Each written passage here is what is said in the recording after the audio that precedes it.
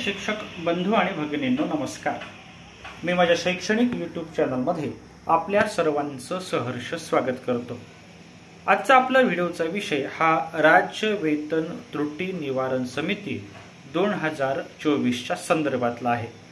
आपल्या सर्वांना कल्पना आहे की 7व्या वेतन आयोगातील वेतन श्रेणीमधील त्रुटीचं निवारण करण्याकरिता वेतन त्रुटी निवारण समिती 2024 ची स्थापना करण्यात आली होती आणि या समितीला आपला अहवाल शासनाला सादर करावायचा आहे।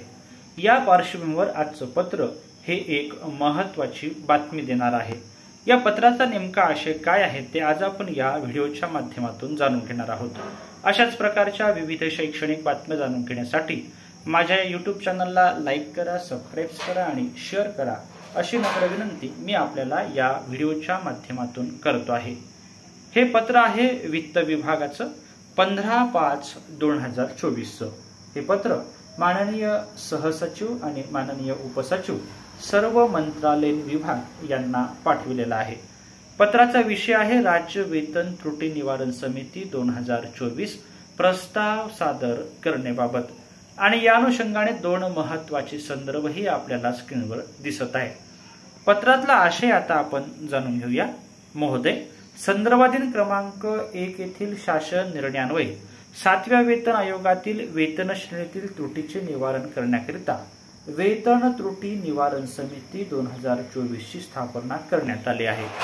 प्रस्तुत शासन निर्णयातील तरतुदीनुसार वेतन त्रुटी निवारण समितीला नियुक्तीच्या दिनांकापासून 6 महिन्याच्या कालावधीत अहवाल शासनाला सादर करावयाचा आहे।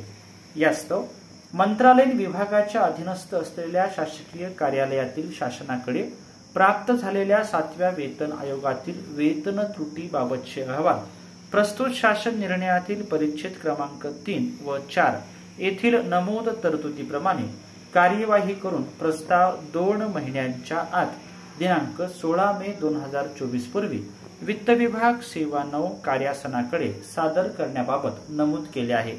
या अनुषंगाने प्रस्ताव दिनांक 16/5/2024 पूर्वी वित्त विभाग सेवा 9 कार्यासनाकडे सादर करण्याबाबत संदर्भाधीन क्रमांक 2 येथील पत्रान्वये कळविण्यात आले आहे। तथापि अद्याप काहीच मंत्रालयीन विभागाकडून प्रस्ताव प्राप्त झाले आहेत। सध्या लोकसभा सार्वत्रिक निवडणुकीच्या कामकाजासाठी मंत्रालयीन विभागातील अधिकारी अथवा कर्मचारी हे कर्तव्य बजावत असल्याने वेतन त्रुटी निवारण समितीसमोर प्रस्ताव सादर करण्यास प्रशासकीय कारणास्तव 2 आठवड्यांची दिनांक 31/5/2024 पर्यंत मुदतवाढ देण्यात येत आहे। सबब आपल्या विभागाच्या अधीनस्थ असलेल्या शासकीय कार्यालयातील विभागाकडे प्राप्त झालेल्या 7व्या वेतन आयोगातील वेतन त्रुटी बाबतचे अहवाल प्रस्तुत शासन निर्णयातील परिच्छेद क्रमांक 3 व 4 येथील नमूद तरतुदीप्रमाणे कार्यवाही करून दिनांक 31/5/2024 पूर्वी वित्त विभाग सेवा 9 कार्यासनाकडे आपल्या अभिप्रायासह सादर करावेत ही विनंती। तसेच दिनांक 31/5/2024 नंतर वेतन त्रुटी निवारण समितीकडे प्राप्त होणाऱ्या प्रस्तावांचा विचार करण्यात येणार नाही असं माननीय उपसचिव महाराष्ट्र शासन यांनी या पत्राच्या माध्यमातून कळविलेलं आहे। 7व्या वेतन आयोगाच्या पार्श्वभूमीवर वेतन त्रुटीच्या अनुषंगाने गठीत करण्यात आलेल्या समितीचा हा एक महत्त्वाचा भाग आहे। या अनुषंगाने हे पत्र महत्त्वाची सूचना त्या विभागाला देणार आहे। आपण हे पत्र जाणून घेतल्याबद्दल आपल्या सर्वांचेच मनापासून धन्यवाद।